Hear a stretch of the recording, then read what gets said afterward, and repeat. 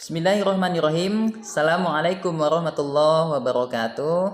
Alhamdulillah, segala puji dan syukur pantas kita panjatkan kehadirat Allah Subhanahu wa taala. Sholawat beriring salam semoga selalu terlimpah curah kepada baginda Rasulullah Shallallahu alaihi wasallam.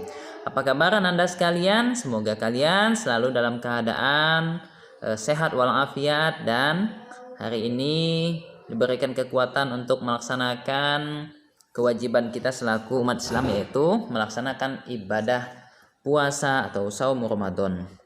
Oke, hari ini kita bertemu kembali ya di pembelajaran melalui video singkat yang akan dikirimkan.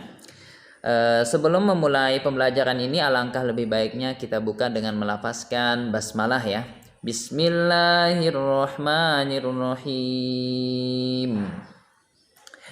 Oke, Ananda sekalian, sebelumnya ya, jika Ananda masih ingat, kita telah mempelajari melalui Zoom kemarin itu pembelajaran tentang energi alternatif ya. Nah, hari ini kita akan melanjutkan bagaimana menjelaskan pemanfaatan sumber daya alam secara bijaksana ya. Jadi sumber daya alam akan kita manfaatkan secara bijaksana. Bagaimana caranya? Nah, hari ini kita akan bahas ya. Nah, sebelum lanjut, kita akan mengulang sedikit yang materi yang kemarin. Yang pertama, dari macam-macam energi alternatif. Di antaranya itu pengertian dari energi alternatif ya.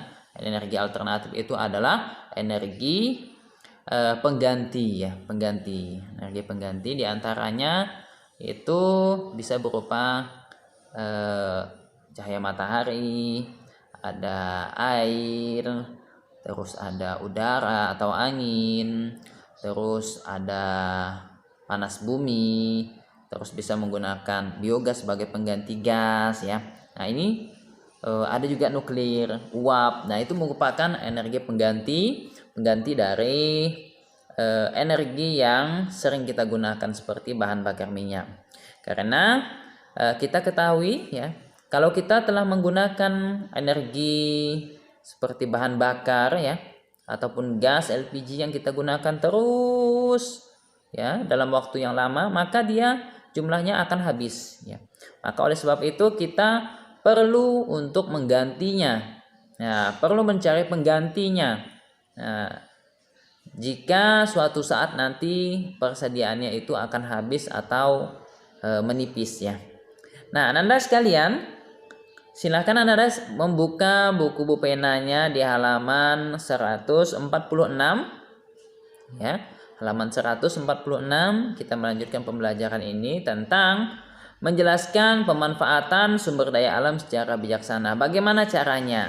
Nah, karena sekali lagi energi ataupun sumber daya alam yang kita peroleh di dunia ini sewaktu-waktu itu akan habis ya. Khususnya barang-barang seperti bahan tambang ya. Nah, itu merupakan sumber daya alam, tapi ada juga yang dia itu siklusnya akan berlangsung ya, berlangsung terus menerus tanpa ada putusnya. Oke, di halaman 146 ya. Sumber daya alam itu banyak dimanfaatkan oleh manusia untuk memenuhi kebutuhan hidup kita ya. Sangat banyak. Itu kita gunakan untuk memenuhi kebutuhan hidup kita. Namun, kekayaan sumber daya alam itu akan cepat habis jika dimanfaatkan secara berlebihan. Nah, ini fungsi dari kita melakukan penghematan dalam pemakaian sumber daya alam itu. Jangan semaunya, tapi dengan jumlah yang terbatas ya. Artinya apa? Kita menggunakan dengan benar-benar butuh gitu ya. Dengan jika kita sangat membutuhkan baru kita gunakan. Jadi jangan sampai kita tidak kita gunakan juga kita hidupkan, seperti lampu ini kan. Kalau misalkan lampu tidak lagi kita gunakan, kita matikan, seperti itu. Air ya, jika kita telah selesai menggunakannya maka kita matikan juga, kita tutup kerannya. Itu merupakan suatu penghematan. Ya, berikut contoh pemanfaatan sumber daya alam secara bijaksana. Yang pertama, menggunakan sumber daya alam sesuai dengan kebutuhan saja. Nah, ini sesuai kebutuhan. Ini yang penting, jangan berlebihan. Ini tidak boleh. Ya. Terus yang kedua, tidak mengubah lahan hutan menjadi perumahan. Nah, ini ya. Ini sangat penting sekali karena apa? Kita tahu bahwasannya hutan ini itu penghasil dari oksigen yang kita hirup. Ya. Kita hirup ya. Nah, kita bernapas menggunakan oksigen itu dihasilkan oleh yang namanya tumbuhan hutan. Tetapi semakin tahun semakin menjadi ya. Artinya apa? Orang banyak membuka lahan. Jadi lahan-lahan itu dibuka, dijadikan gedung-gedung, dijadikan perumahan. Bahkan hutannya itu semakin sedikit. Apa yang terjadi? Yang terjadi itu apa? Bisa jadi kita mengalami pemanasan global. Terus hewan-hewan itu susah untuk ditemui. Nah, sehingga ada yang mengatakan ya, di suatu daerah itu hewan-hewannya itu sampai masuk ke rumah warga. Karena apa? Karena tempat hidupnya itu udah tidak ada lagi. Nah, akhirnya dia pindah cari makan itu di rumah orang. Ya. Nah, dia tidak mengubah lahan hutan menjadi perumahan. Yang ketiga, menerapkan sistem tebang pilih tanaman. Nah, ini juga udah dijelaskan sebelumnya. Jadi, kalau kita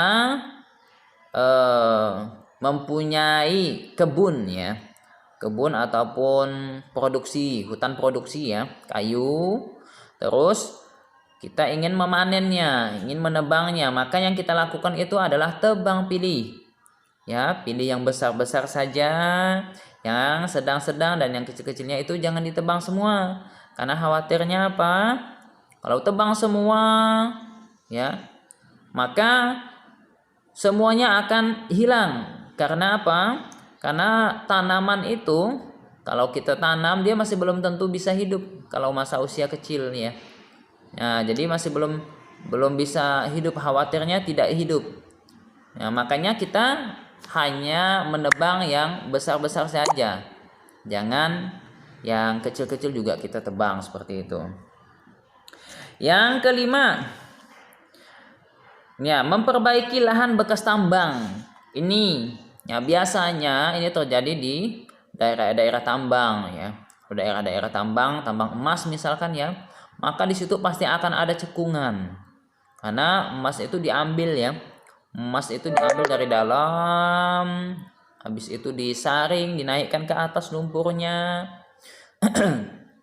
Nah, sewaktu-waktu itu akan terjadi yang namanya lembah, ya. Ada lembah, ada cekungan. Nah, cekungan itulah yang mengakibatkan tanaman itu susah mau hidup, ya, karena di situnya ada air. Nah, seperti itu yang harus diperbaiki dan ingat untuk memperbaiki yang seperti itu memang tidak mudah.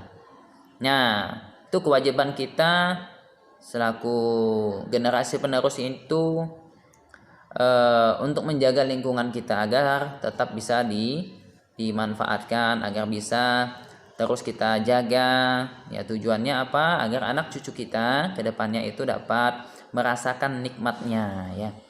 Nah, itu mungkin muatan ilmu pengetahuan sosial di halaman 146 ini semoga bermanfaat ya. Kurang lebihnya mohon maaf. Ya, semoga Ananda tetap kuat untuk melaksanakan aktivitas harinya, salah satunya yaitu saum Ramadan ini ya. Oke, alhaqqu min rabbik fala takunanna minal mumtarin. Kita tutup dengan hamdalah alhamdulillahirabbil alamin. Subhanakallahumma wa bihamdika asyhadu an la ilaha illa anta astaghfiruka wa atubu ilaik. Assalamualaikum warahmatullahi wabarakatuh.